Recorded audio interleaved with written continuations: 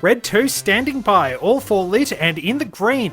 Welcome back to Legend of Zelda the Minish Cap. It's time to shrink down and shape up as we enter the Temple of Droplets.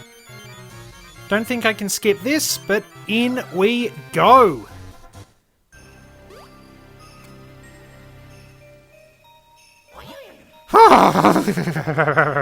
I'm freezing in here! If you don't find that element quickly, I'm going to turn into a hatsicle! Hurry up, Tom! So, we will need to navigate our way around and not fall off. What? This floor is made out of ice! Be careful not to fall and freeze your backside to the floor, Tom! So, as I said, we get to experience one of those great joys of video games, ice physics. We have to head up here.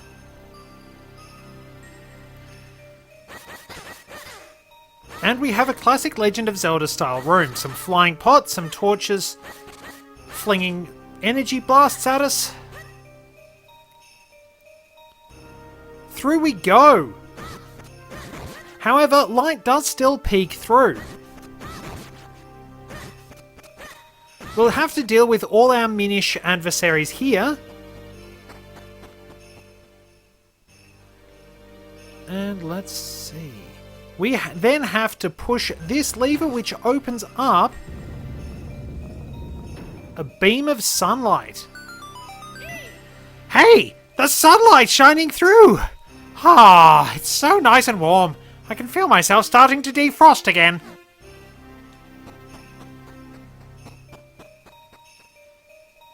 So, as we can see down there, the floor has opened up, and we have a key to get.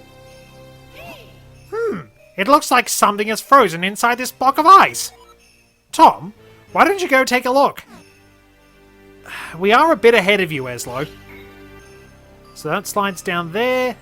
This one goes there, that one goes there, instantly melted ice, and we get a key. Fortunately, the floors do not wind up melting like that. Don't ask me why. But, in an ice dungeon, what we're going to need will be a fire-based weapon. Through here we go, and we have some more adversaries to deal with. But we can't get to the other side of the room. Geronimo!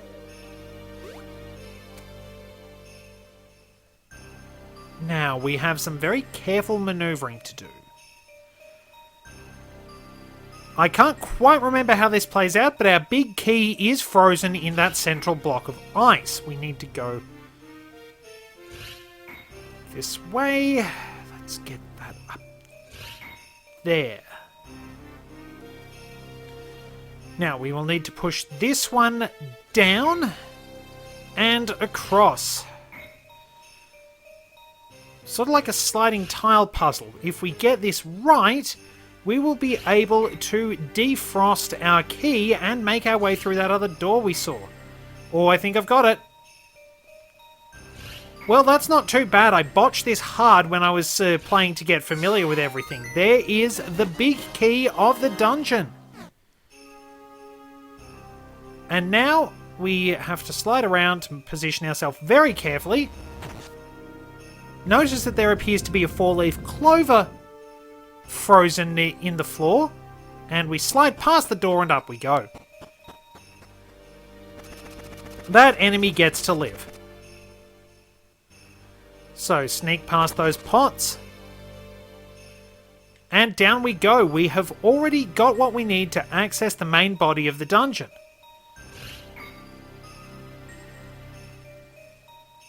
Be careful.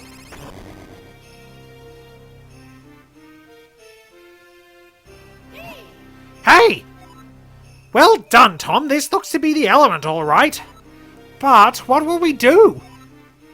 We can't even touch it while it's trapped in that ice. We'll need to melt it off somehow. Of course we will. So our flying pots will give us a bit of trouble. Also, this will give us a bit of trouble too. So, notably, we can't do anything by going that way. We just have to cruise on this way. And we'll have a little bit of exploration. Let's see what's down here. It is the dungeon map. So let's take a look at said dungeon map. Now that's a fairly small area, but that almost looks like the Gust Jar. I think it almost winds up looking like a cross between the Gust Jar and an Octorok's face. Pretty interesting design. Let's make our way back up and avoid that spiked roller.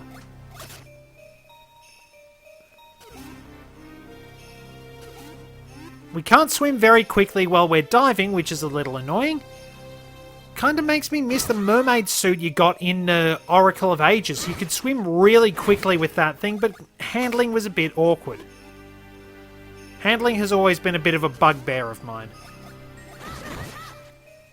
Speaking of bugbears, we bash those bugs. And we can... Oh, we already have our Gust Jar. Come on, suction.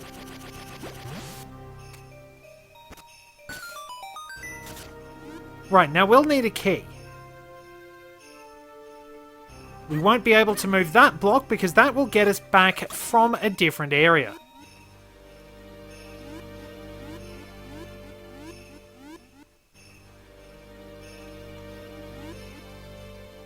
Alright. Oh no, wait, we need to fall off, don't we?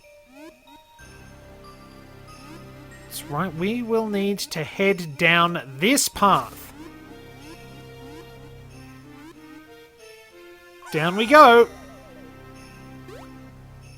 And that's how I climb back up. Yes, of course.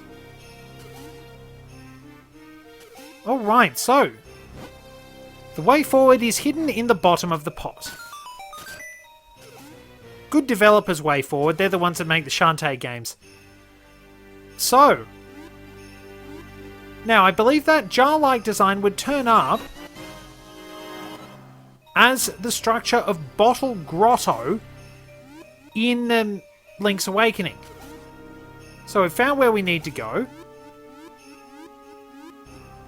And we can carry on our merry way.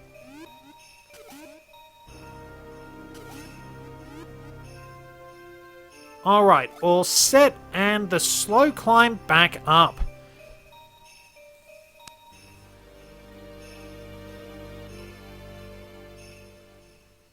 I really like the music for this, if I'm going to be honest.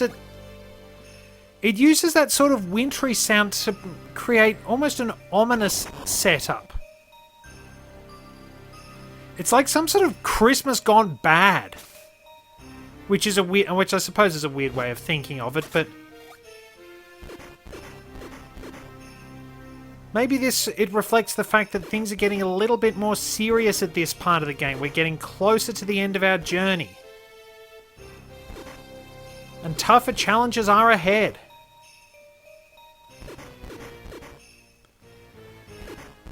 But yeah, it's definitely those bells that seem to add the idea that there's something that's gone wrong with Christmas. I mean, mind you, I am recording this with Christmas less than a month away.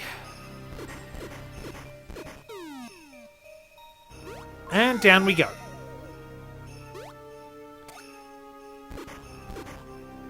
So we'll have to wait for that spiked roller to get out of the way.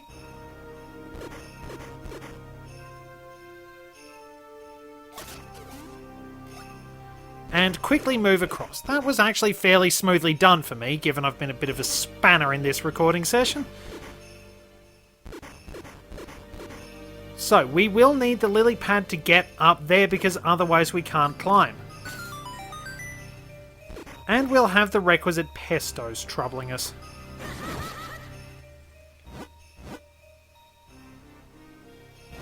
So we'll take a quick look at the map. We'll head over this way, see if there's anything around here. Yes, there is, and there's a Matterpillar to fight too. Matapillar on ice. Don't think it's quite as good as Disney on ice, but there you go.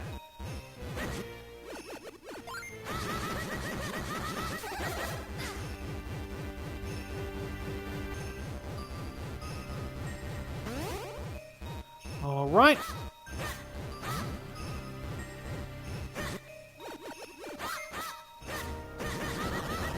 And there we are. Our sword makes short work of that. The door opens.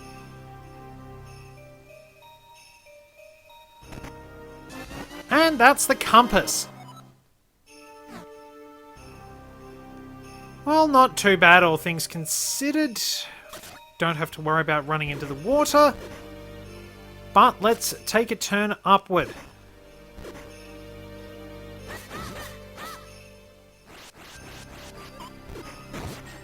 Defeat the enemy and move up. Not... Why'd I do that?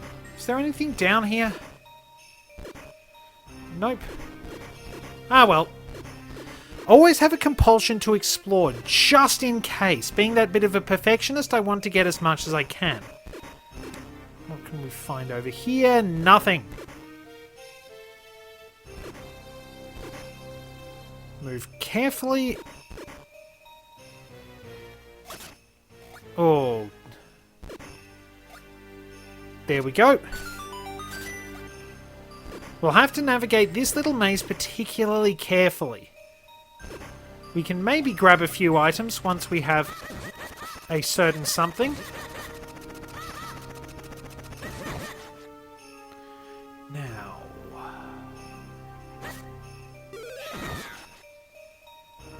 let's see. We will have to navigate this little puzzle, of course. So it's this block up here. We then move that across. Move very carefully because you might wind up pushing the wrong block at the wrong time because, as we all know, ice physics suck. There we are. The way is open and we have an item we can get. And I was... Why the hell was I moving so fast?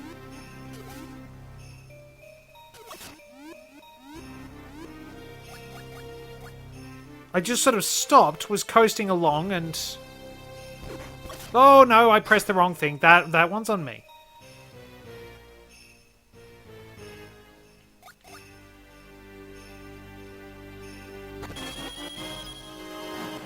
All that for 50 rupees. I have to say I'm not impressed.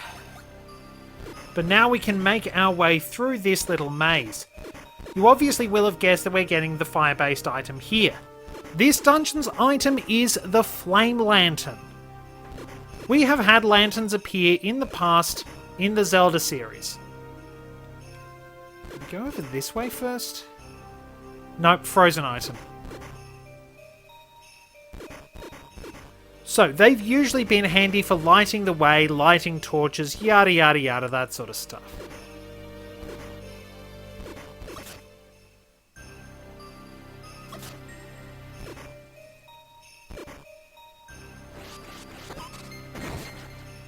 Well, that worked.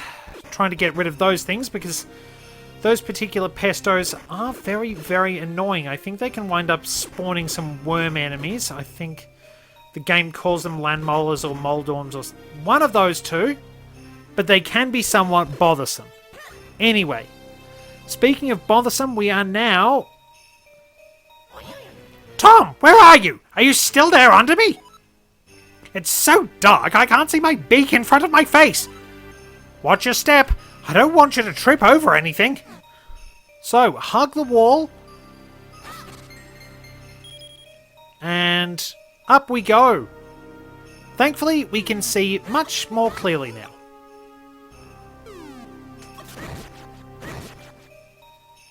And up we go to the next area. More of these scissor ant things.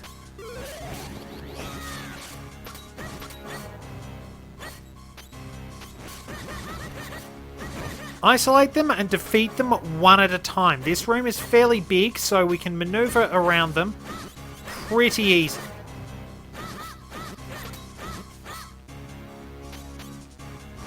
They can only attack in straight lines. Use that to your advantage.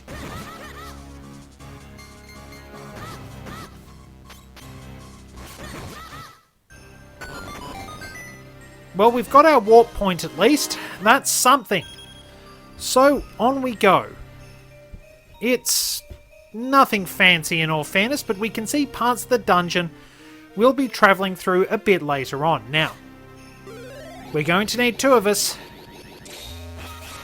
to push this lever, which will open up part of the ceiling. It also has the advantage of melting that ice block that's in our way.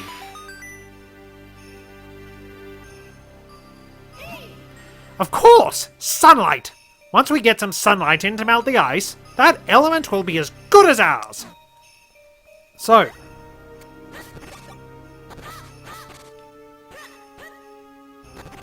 on we go into the second part of the dungeon, and I think we're doing pretty well on time.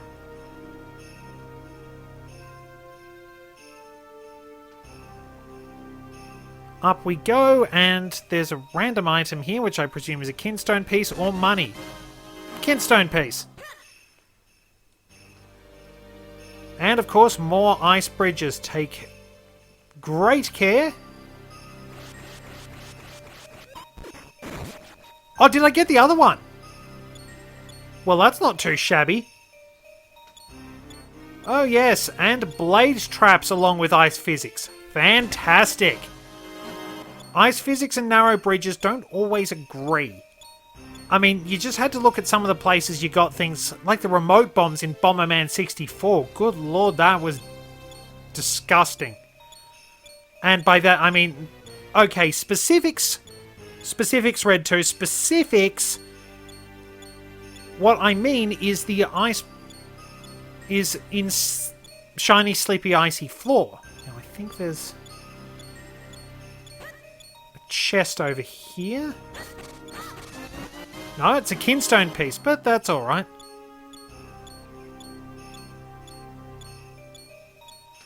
We will move quickly, quietly, and carefully.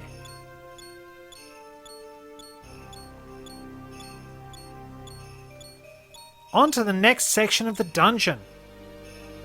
So we can't really proceed there. We have to head up. Looks like we have some more key hunting to do. Not more key hunters. And a multi-layered test too. This is that one room right at the bottom of the dungeon. So, we need to push this.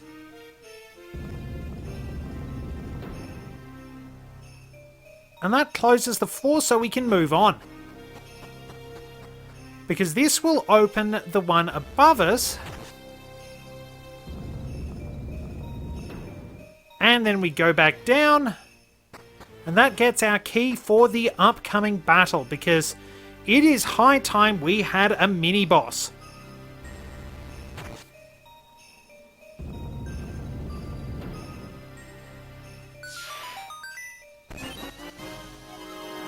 There's our key.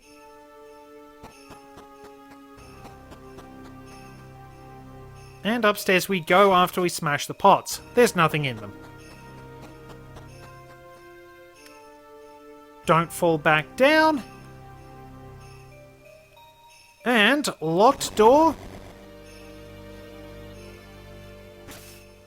So yes, of course, this is the room for a boss fight. We have to open the roof.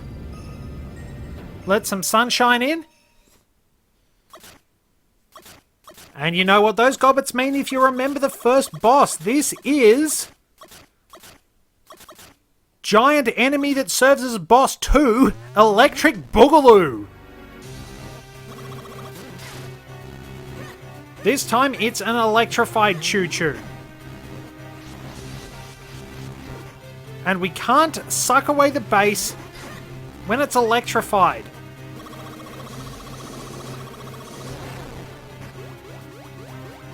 There I am. Nearly lost where I was.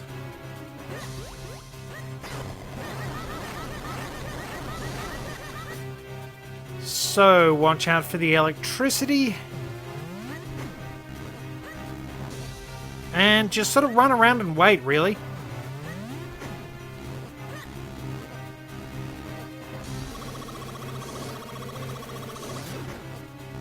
Nearly got it. Definitely got it.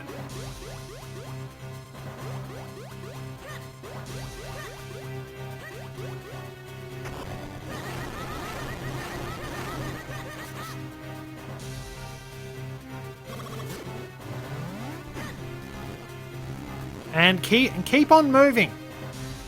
Once you learn its patterns, this thing is not too difficult. I don't think it does any more damage than the previous one did, in all fairness. It's Now I wonder.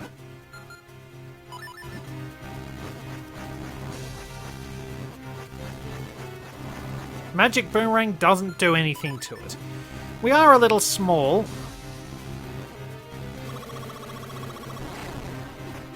Just in time.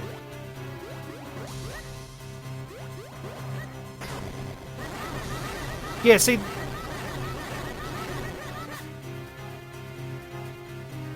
Okay, this thing is a little tougher. At least it's got more durability. I'll tell you what, I'll probably have to go through one more cycle.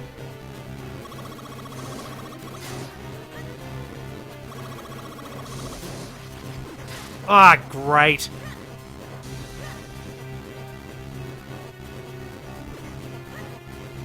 One more cycle, and it'll be one hit. Watch it just be one miserable hit before the blasted thing dies. Alright, 3. But yeah, you can really afford to be kind of reckless with that because it's not that much stronger. And there is our flame lantern.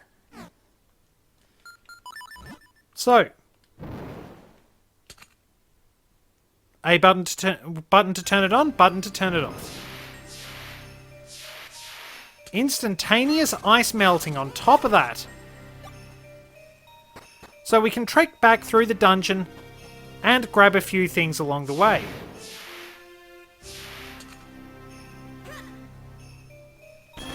That's what I want. That's nice. We pretty much do get money for nothing, so... Dark room. Not anymore. Scissor beetles.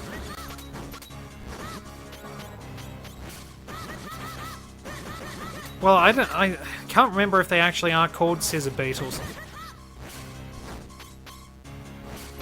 They're probably... They're not quite Kuwagata Mushi.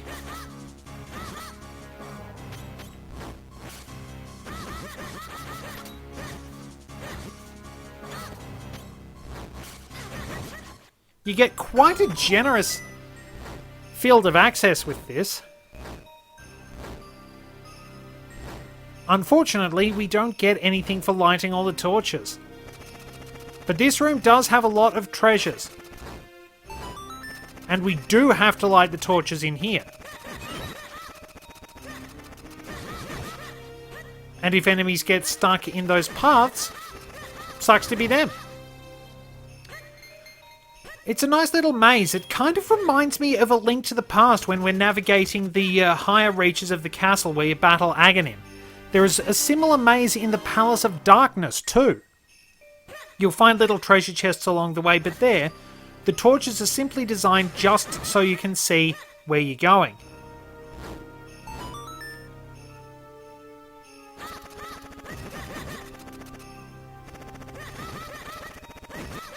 So, might be another one down here. Nope, that's just a pot. And we can see a bombable wall, so we want to keep our lantern out. Now, interesting to note, there is only one more bomb bag expansion.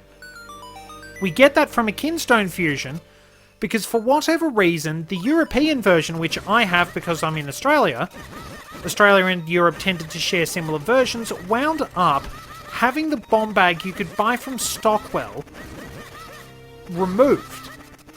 So you get one via Kinstone fusion, you get one from a fairy,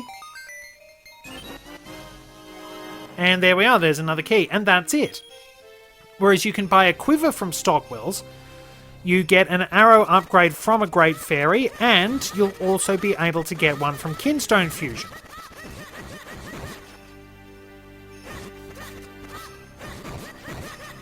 Lots of enemies lurking in the darkness, lots of Kinstone pieces. This dungeon's definitely good if you need to refill on some of the rarer ones. I'm going to be set for the entire game. Now note that the episode is going a bit longer. I am a bit of a perfectionist, and I have managed to keep the dungeons. Well, I did keep I did make the Fortress of Winds another. Well, I made that sort of a two-parter, so we had best actually clear this room and then wrap things up. Ice physics and fire snakes, bad things. Well, look, I've sort of committed. I can't really find a good spot to just rest and recharge, as it were. Oh no, just up ahead will be a good opportunity. Make it through the darkness. And we'll sort of wrap things up here. This one has been a bit longer. Thank you very much for joining me. I think we're near the end of the dungeon anyway, but until next time, this is Red 2, returning to base. I'm no good at cliffhangers.